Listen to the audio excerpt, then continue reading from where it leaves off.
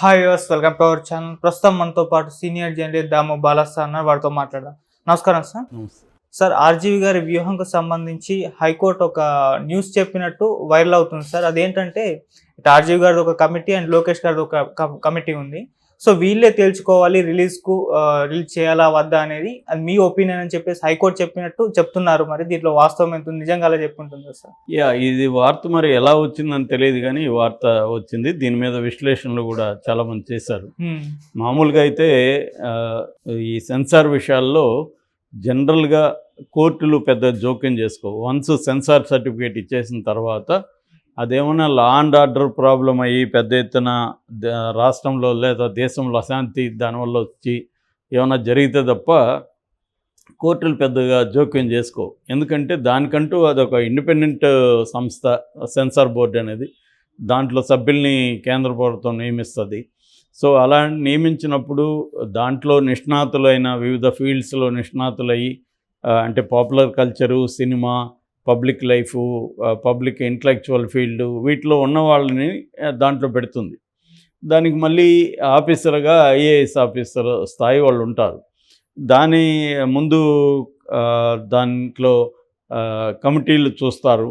దాని తర్వాత అక్కడ ఏమన్నా సాటిస్ఫై కాకపోతే రివిజన్ కమిటీకి వెళ్తారు.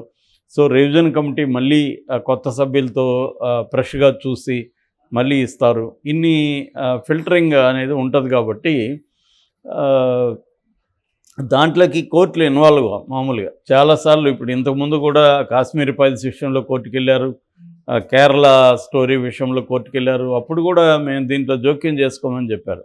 మహా అంటే ఏం చెప్తారంటే దీన్ని సెన్సార్లోనే చెప్తారు, ఇది ఫిక్షన్ అని చెప్పండి, ఎవరి అంటే చనిపోయిన వాళ్ళు కానీ బతుకున్న వాళ్ళని కానీ ఎవరిని ఉద్దేశించి చేయలేదని చెప్పండి, దాంతోపాటు వాయిస్ ఆడియో కూడా పెట్టండి, ఆ రకంగా టెక్స్ట్ వేయండి, ఆడియో కూడా పెట్టండి అని చెప్తారు. లోకల్ లాంగ్వేజ్లో, ఇంగ్లీష్లో రెండిట్లో ఏమంటారు. ఏదన్నా ఉంటే ఆడియో మ్యూట్ చేయడం కావచ్చు, కట్స్ చేయడం కావచ్చు, బ్లడ్ ఎక్కువ ఉందనుకుంటే దాన్ని బ్లాక్ చేయడం కావచ్చు, బ్లాక్ అండ్ వైట్లోకి మార్చడం కావచ్చు, ఇట్లాంటి ఉంటాయి. ఏమన్నా కాంట్రవర్సీ టైటిల్ ఉంటే టైటిల్ మార్చమని చెప్తారు. మనకి ఆ మధ్యకాలంలో వాల్మీకి సినిమాకి టైటిల్ మార్చారు. అదేంటంటే అది కోర్టుకి వెళ్ళలేదు, సెన్సార్కి వెళ్ళలేదు. అదేంటంటే కలెక్టర్ల స్థాయిలోనే వాళ్ళు ఆర్డర్ చేశారు. ఎందుకంటే లా అండ్ ఆర్డర్ ఇష్యూ వస్తూ ఉంది అని అప్పీల్ చేశారు. వీళ్ళు కూడా ప్రాబ్లమ్స్ ఎందుకని మార్చేశారు.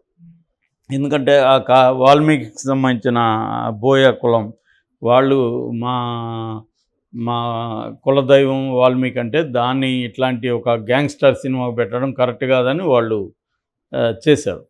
సో ఏదేమైనా అలాంటి సందర్భాల్లో తప్ప కోర్టు అనేది జనరల్గా సినిమా విషయంలో ఇంటర్ఫీర్ అయ్యి సినిమాని రిలీజ్ కానివ్వకుండా ఆపడం అనేది అరుదు. అటువంటి అరుదైన సంఘటన వ్యూహం విషయంలో జరుగుతుంది. నిజానికి ఇంత లేట్ కాకూడదు. నవంబర్ 10th అనుకున్నాడు ఆర్జీవి, ఇవాళ జనవరి అయిపోయింది. ఇంకా కూడా కోర్టు తేల్చకపోతే దీనివల్ల ప్రొడ్యూసర్కి వాళ్ళకి ఖచ్చితంగా నష్టం ఉంటుంది. దీనివల్ల ఇంకొక బ్యాడ్ ప్రెసిడెంట్ అంటారు. ప్రతి ఒక్కరూ ఏదో ఆ సినిమాలో నా గురించి ఉందని కోర్టుకు వెళ్తాడు. మొన్న రాంబాబు గోల్ చేశాడు, అంబటి రాంబాబు. ఆయన కూడా ఇలాగే కోర్టుకు వెళ్ళుంటే మరి ఇలాగే కోర్టు బిహేవ్ చేసేదో తెలియదు. ఏదేమైనా దీని ఎగ్జాంపుల్ చూపిస్తారు రేపు పొద్దున. ఫలాని వ్యూహం విషయంలో మీరు చేశారు కదా, మాకు కూడా న్యాయం చేయండి అని వెళ్తారు ఖచ్చితంగా. సో కొద్దిగా విచిత్రంగానే ఉంది కేసుకి సంబంధించి. అయితే నిన్న వచ్చిన ఇదేంటంటే వార్త ఏంటంటే కోర్టు ఏం చెప్పిందంటే మీరే తేల్చుకోండి, దీన్ని మేము తేల్చలేము అని కామెంట్ చేసినట్టుగా వస్తుంది. దీని నుంచి కొంత కథనాలు ఎలా వచ్చాయంటే ఇటు మీ వైపు నుంచి కొంతమందిని, ఆర్జీవి వైపు నుంచి కొంతమందిని పెట్టి ఆ కమిటీ సినిమా చూసి రిపోర్ట్ రాసి మాకు ఇవ్వండి అని. దానివల్ల ఉపయోగం ఏముంటుంది అనేది చర్చ. నిజానికి ఏంటంటే ఇప్పుడు ఆర్జీవి తరపున ఏం రాస్తారు రిపోర్టు, సినిమా బాగుంది, సినిమా ఈ రిలీజ్ చేయమని చేస్తారు. లోకేష్ వైపు నుంచి ఏం చేస్తారు, ఇది మాకు బ్యాడ్గా ఉంది, దీన్ని ఆపమని చేస్తారు. మళ్ళీ అదే కదా జరుగుతుంది, మళ్ళీ మొదటికే కదా వస్తుంది.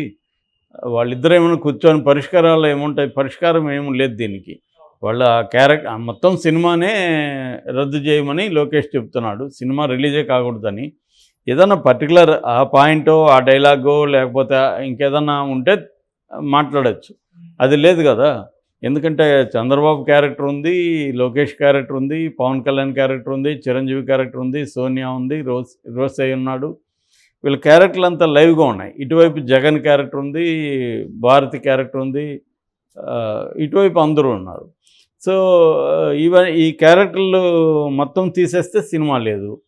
సో తీకపోతేమో వాళ్ళకి లోకేష్ వాళ్ళకి ప్రాబ్లము. సో దీనివల్ల ఇప్పుడు ఈ విమర్శలు ఏమొస్తున్నాయంటే సినిమాకి ఇంత గోల ఎందుకు చేస్తున్నారు తెలుగుదేశం వాళ్ళు అని తెలుగుదేశం వాళ్ళు కూడా కొంతమంది మేధావులు విమర్శిస్తున్నారు. అంత అవసరం ఏముంది దీన్ని రెండోది అతని తలకు ₹1,00,00,000 అది ఒక క్రియేటివ్. ఇది మామూలుగా అయితే రామ్ గోపాల్ వర్మ సినిమాలు ఒకరోజు కూడా ఆడవు. సైలెంట్గా ఉంటే అందరూ ఆయన కూడా ఏం చేయలేడు. ఆయనకి ఏంటంటే కావాలని గిచ్చడం అలవాటు. దానికి రియాక్ట్ అవ్వకుండా ఉన్నారనుకో అసలు ఆయన సినిమా మీడియా కూడా పెద్దగా పట్టించుకోదు. ఎప్పుడైతే మీడియాలో ఇది సెన్సేషన్ అవుతుంది అనుకుంటేనే ఆయనకి మైలేజ్ వస్తుంది. యువతల సైలెంట్గా ఉండిపోయారనుకో పట్టించుకోకుండా, నిజానికి అది మార్నింగ్ వచ్చి ఈవినింగ్ వెళ్ళిపోయే సినిమా. ఆయన సినిమాలంతా అలాగే ఉంటాయి. కానీ వీళ్ళు గోల్ చేయడం వల్ల క్యూరియాసిటీ పెరుగుతుంది, ఏముంది ఈ సినిమాలో అనేది. సో అదే ఆయన బలం కూడా. ఆయన అందుకనే కాంట్రవర్సీ సినిమాలే చేస్తారు. ఎందుకంటే ఇదైతే సినిమా రిలీజ్కి ముందే కాంట్రవర్సీ అవుతుంది. మామూలుగా ఆయన మధ్యలో చాలా సినిమాలు చేస్తుంటారు, అవేవి కాంట్రవర్సీ అవ్వవు. సో అందుకని ఇవే ప్రధానంగా ఆయన చేస్తారన్నమాట.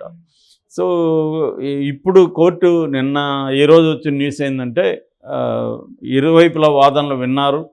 ఇటు లోకేష్ వాదనలు ఏంటంటే లోకేష్ తరఫున మురళీధర్ రావు అని ఆయన అడ్వకేట్, వాళ్ళ వాదనలు ఏంటంటే రామ్ గోపాల్ వర్మ ఓపెన్గా క్లియర్గా చెప్పాడు, నాకు చంద్రబాబు అంటే నచ్చదు, లోకేష్ నచ్చడు, పవన్ కళ్యాణ్ నచ్చడు అని ఓపెన్గా చెప్పారు. ఇటువైపు నాకు జగన్ అంటే ఇష్టమని చెప్పాడు. అలాంటి ఒక వ్యక్తి తనకు నచ్చని వాళ్ళకి వ్యతిరేకంగా సినిమా తీస్తే ఇది ఫ్రీడమ్ ఆఫ్ స్పీచ్ కింద ఎలా అలో చేస్తామనేది వాళ్ళు చెప్పారు. ఇటువైపు నిరంజన్ రెడ్డి ఏంటంటే దీన్ని అనేక సుప్రీంకోర్టు తీర్పులు ఉన్నాయి, ఒకసారి సెన్సార్ సర్టిఫికేట్ ఇచ్చినాక ఇంటర్ఫియర్ కాకూడదు కోర్టులు, అసలు ఈ పిటిషన్నే మీరు తీసుకొని ఉండకూడదు అనేది నిరంజన్ రెడ్డి చెప్పాడు. ఇటువైపు సెన్సార్ బోర్డు తరపున ఏం చెప్పారంటే సెన్సార్ బోర్డు అనేది మేము దీన్ని చాలా క్షుణ్ణంగా పరిశీలించాము, రీజనల్ బోర్డు చూసింది, 9 మంది సభ్యులు చూశారు, అంతకుముందు ఒక 5 మంది సభ్యులు చూసి వాళ్ళు కట్స్ అవి కొన్ని ఇచ్చారు, వాటిని రామ్ గోపాల్ వర్మ తీసేశారు. దాని తర్వాత మేము అన్నీ క్షుణ్ణంగా చూసి పరిశీలించి ఇచ్చాము, వ్యక్తిగత అభిప్రాయాలను కూడా రికార్డ్ చేశాము, ప్రతి ఒక్కరి వ్యక్తిగత అభిప్రాయాలు రికార్డ్ అనే అదంతా కూడా సీల్డ్ కవర్లో కోర్టుకి సబ్మిట్ చేశారు వాళ్ళు. కాబట్టి నాకు తెలిసి ఏంటంటే కోర్టు మహా అంటే డ్రాగ్ ఆన్ చేయగలదు సినిమాని, అంతేగాని బ్యాన్ చేయలేదు. రేపు పొద్దున ఇక్కడ ఏమన్నా చేస్తే బెంచ్కి వెళ్తారు, ఇప్పుడు సింగిల్ జడ్జి కాబట్టి. దాని తర్వాత ఆల్రెడీ బెంచ్కి వెళ్ళారు, బెంచ్ 8వ తేదీ లోపల తేల్చనని చెప్పింది, 8 అయిపోయింది, ఈరోజు 10. సో మ్యాక్సిమం రేపటి లోపల తేల్చకపోతే ఖచ్చితంగా బెంచ్ ప్రశ్నిస్తుంది సింగిల్ జడ్జిని. సో తేల్చితే ఇటు లోకేష్ అయినా సుప్రీంకోర్టుకి వెళ్ళే అవకాశం ఉంది, ఇటు రామ్ గోపాల్ వర్మ అయినా సుప్రీంకోర్టుకి కావాలి. అంటే ఎవరి వైపు ఇస్తే రిలీజ్కి పర్మిషన్ ఇస్తే లోకేష్ సుప్రీంకోర్టుకి వెళ్తాడు, పర్మిషన్ ఇవ్వకపోతే రామ్ గోపాల్ వర్మ ప్రొడ్యూసరు కిరణ్ కుమార్ సుప్రీంకోర్టుకి వెళ్తారు. సో ఇది ఏదేమైనా ఇదైతే ఇమ్మీడియట్గా రిలీజ్కి అయితే నోచుకునే పరిస్థితి కనబడలేదు. మరి ఎలక్షన్ల ముందు రిలీజ్ కాకపోతే ఇది వేస్ట్. ఇంకా మరి ఎలక్షన్ల ముందు అవుతుందా రిలీజు లేదా అనేది చూడాలి. అది చూడాలంటే సుప్రీంకోర్టులోనే తేలే అవకాశం ఉంది. ఎందుకంటే నిరంజన్ రెడ్డి కూడా సుప్రీంకోర్టులో అడ్వకేటు, ఆయన ఈ కేసుని ఇక్కడ వాదిస్తున్నాడు కాబట్టి రామ్ గోపాల్ వర్మ తరఫున ఆయనే తీసుకెళ్లే అవకాశం ఉంది. అటువైపు ఇంకా తెలుగుదేశానికి ఏ స్థాయి లీగల్ స్ట్రెంగ్త్ ఉందో మనకు తెలుసు, ఆల్రెడీ చూసాం చంద్రబాబు పీరియడ్లో.